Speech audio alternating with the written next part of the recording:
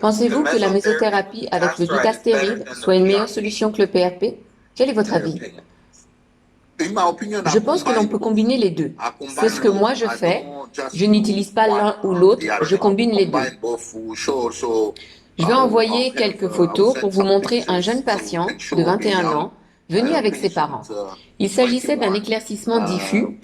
Je lui ai dit que la greffe capillaire était non envisageable à 21 ans.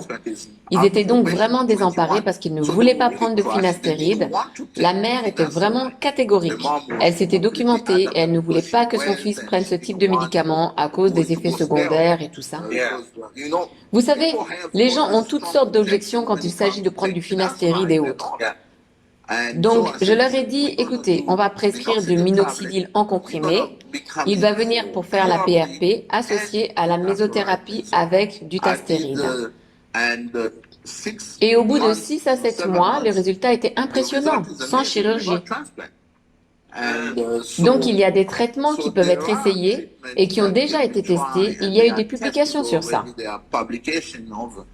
Et oui, nous pouvons recommander le PRP combiné à la mésothérapie, si les gens peuvent le faire.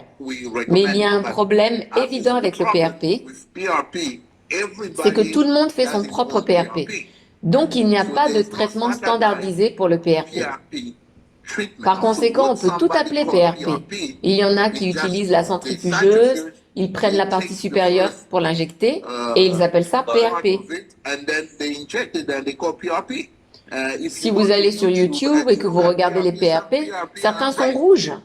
Un PRP ne devrait pas être rouge. Vous voyez? C'est pourquoi je suis très prudent quand je parle de PRP, parce que je ne sais pas de quoi les autres parlent quand ils parlent de PRP. Je sais ce que nous faisons, je sais le protocole que nous suivons, et c'est pour ça que nous combinons la mésothérapie avec le PRP pour le patient. Je pense que c'est une très bonne chose, surtout pour ceux qui ont un éclaircissement diffus.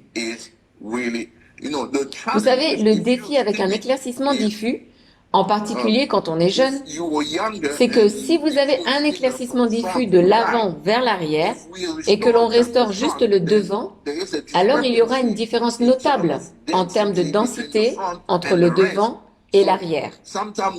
Donc parfois, on accentue l'apparence de la calvitie avec un contraste visible où nous avons tout le devant plus épais et bien fourni et l'arrière moins fourni et les cheveux plus fins.